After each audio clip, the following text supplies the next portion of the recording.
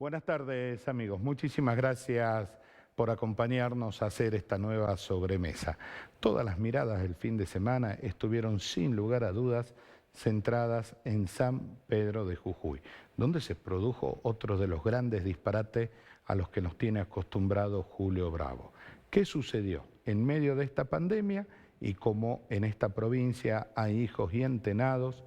Le dicen a Julio Bravo que puede hacer el festival del asado.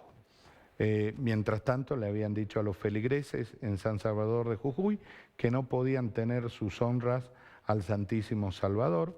Hace menos de un mes le habían dicho a los fieles de la Mamita del Cerro que no podían subir a ver a la Mamita del Cerro en su aniversario. Y sin embargo, a Julio Bravo le dijeron que sí podía hacer el Festival del Asado y paralelamente le dicen a Rivarola que sí podía hacer las festividades de San Cayetano. Cosas que no se entienden en esta provincia, ¿no? Esta provincia de los hijos y entenados. Pero resulta ser que no termina ahí. Termina en que este Festival del Asado, como era lógico de esperar, se convierte en un verdadero descontrol de personas que entraban y salían, superando pero amplísimamente la cantidad máxima permitida por un decreto del mismo gobernador Gerardo Morales. ¿Qué sucedió? Fue la policía a decir, señores, acá basta, esto no puede seguir así, hay que cumplir con los protocolos establecidos. ¿Qué hizo Julio Bravo? Se enojó con la policía. Hay videos donde lo muestran insultando al comisario y a los otros efectivos que estaban cumpliendo su trabajo. ¿Cuál es San Pedro del día después? Silencio absoluto por parte de la policía, orden de la regional de San Pedro de no hablar del tema. Obviamente la policía de la provincia no dice absolutamente nada y ya se está rumoreando la posibilidad de traslados. Esta es la provincia que no queremos. La ley es igual para todos. Algunos se enojan cuando nosotros decimos que Morales dice que en su camino ni siquiera la ley y la Constitución se van a interponer.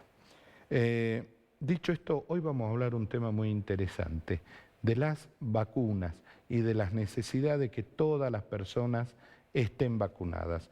Nos va a acompañar la doctora Sara Zurita, que es doctora en microbiología, licenciada en genética, investigadora, docente, posgrado en gestión de políticas públicas y una maestría en gerencia y administración de servicios de salud. 30 segundos y ya estamos con Sara Zurita.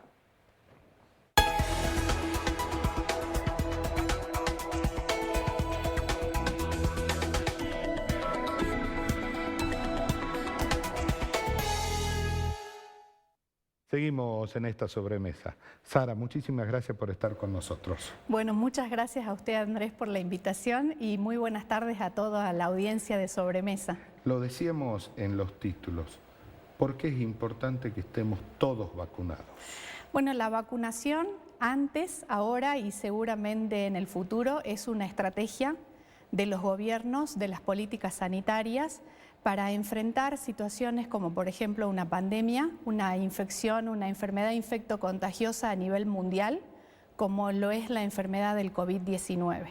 La vacunación es una estrategia y forma parte de todas las herramientas que pueden utilizar los sistemas sanitarios para frenar estas catástrofes sanitarias que estamos transitando o que ha transitado la humanidad a lo largo de su historia, como por ejemplo la peste bubónica o peste negra, la gripe española, la gripe asiática en 1950, la epidemia del VIH que ha cerrado el siglo, digamos, y que hasta el momento no tenemos una vacuna, y a partir del año 2002 este tipo de gripes que se están produciendo, que en general son gripes que devienen de la gripe asiática, la gripe porcina, la gripe aviar, los distintos tipos de gripe A, la última conocida a nivel mundial, la pandemia del 2010 con la H1N1, y bueno, estamos viendo que estas pandemias se van acelerando, los virus van mutando, van buscando la posibilidad de reproducirse. ¿A qué se debe esto, no? De que cada vez hay más virus, cada vez hay más cosas.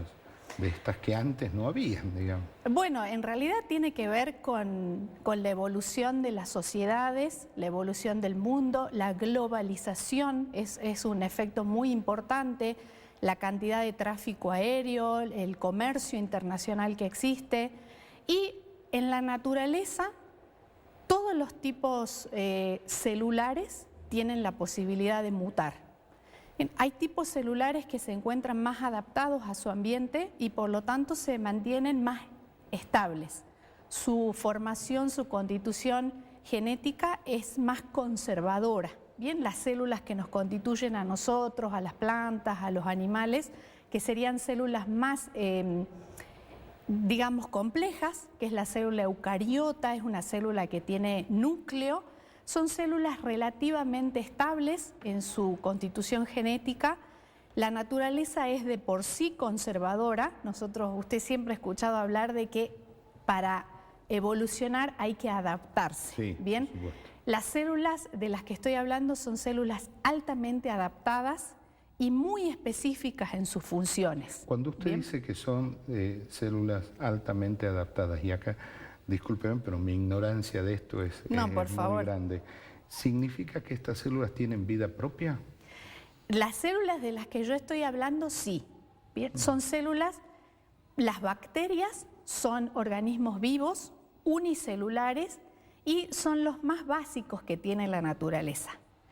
La bacteria es el primer eslabón de seres vivientes, llamémosle. Los virus no son seres vivientes, son elementos abióticos, no tienen vida. ¿Cómo se reproducen? Se reproducen parasitando otras células. Por eso el virus invadiendo, infectando, y habitualmente usted va a encontrar en la literatura que a los virus se les denomina parásitos intracelulares.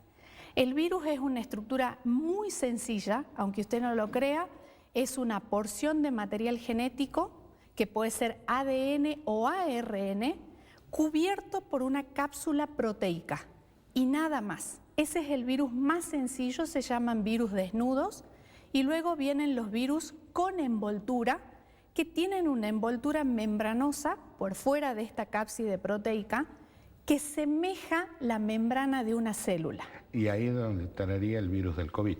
Bueno, ese es un tipo de virus. Hay virus desnudos, como el que yo les expliqué primero, y después hay otros virus que tienen envoltura.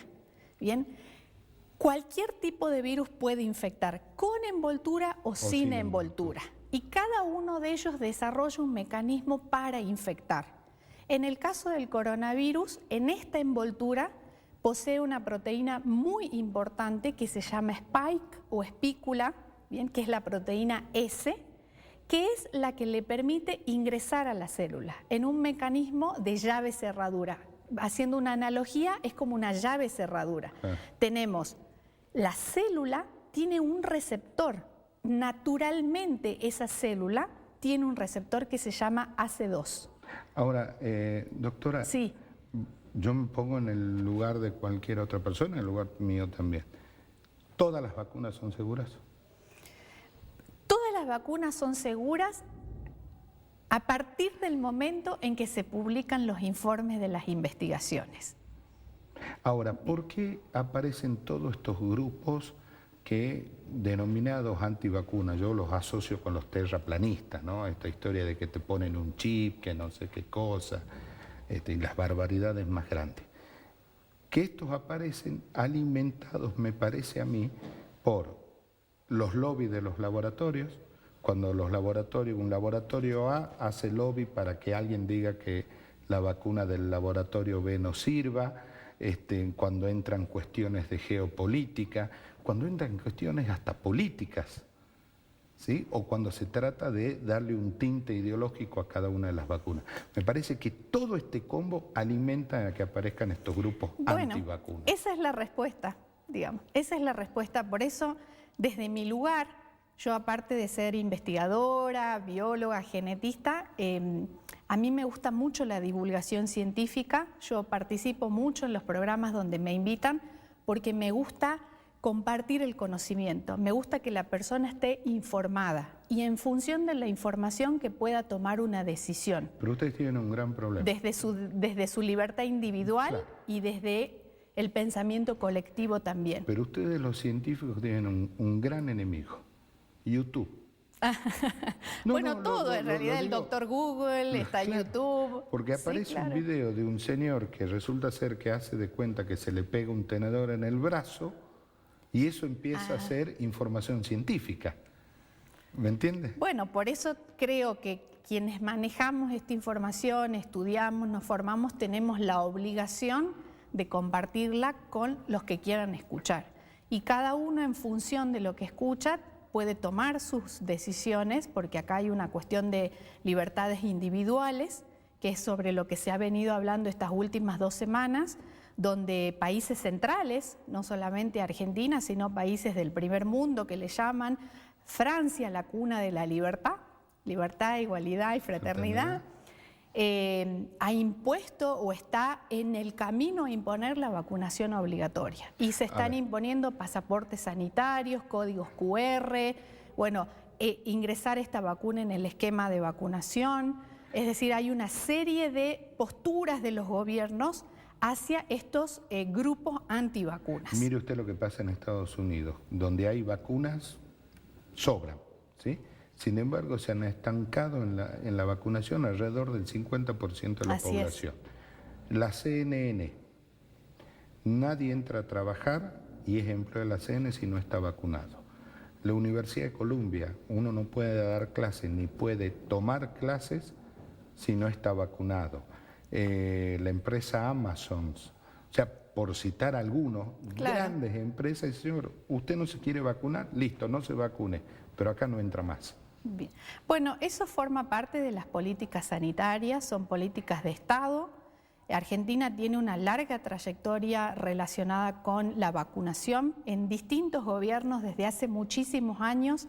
Casualmente ayer estaba preparando un trabajo y encontré en el boletín oficial un listado de leyes que se empezaron a promulgar a partir de los años 70 con la obligatoriedad de las vacunas. Entonces forman parte de las políticas de Estado.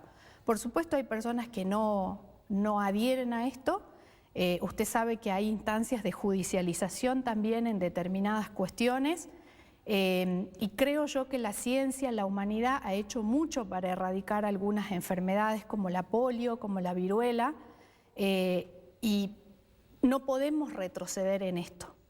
Entonces, acá es donde se pone en juego lo que los americanos conocen como the greater good, el bien mayor, es decir, ponemos en una balanza la libertad individual y el bien mayor, el bien de la sociedad, el bien común. Ellos le llaman the greater good y tiene que ver con eso, es decir, pongamos en una balanza de qué se trata todo esto.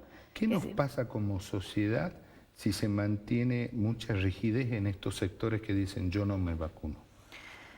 Bueno, nos va a pasar que vamos a tener un porcentaje de la población no vacunada. Como usted dice, hay restricciones para las personas que no están vacunadas, no podrán asistir a un espectáculo, no podrán tomar clases, no podrán acceder a ese puesto laboral, pero esa persona va a seguir teniendo la posibilidad de infectarse y va a transitar por lugares donde infecte a otras personas. Entonces, esto es algo de nunca acabar. Ese es el tema. Y usted habrá escuchado mucho que se ha hablado de la inmunidad de rebaño, sí, que es una estrategia que involucra vacunar a la mayor cantidad de gente posible para cortar la cadena de contagio, la cadena epidemiológica. ¿Con qué porcentaje llegamos a esa inmunidad? Y la bibliografía habla de arriba del 70%, 75%, algunos hablan del 90%, pero también tiene que ver con la estructura de la pirámide poblacional. Tiene que ver con la cantidad de adultos mayores, con la cantidad de jóvenes activos, con la cantidad de menores. Digamos, usted sabe que nuestra pirámide poblacional no es la misma que la europea, que tiene la estructura de un rombo, digamos, hay más un rombo, mientras que la nuestra parece una pirámide convencional, y eso tiene que ver con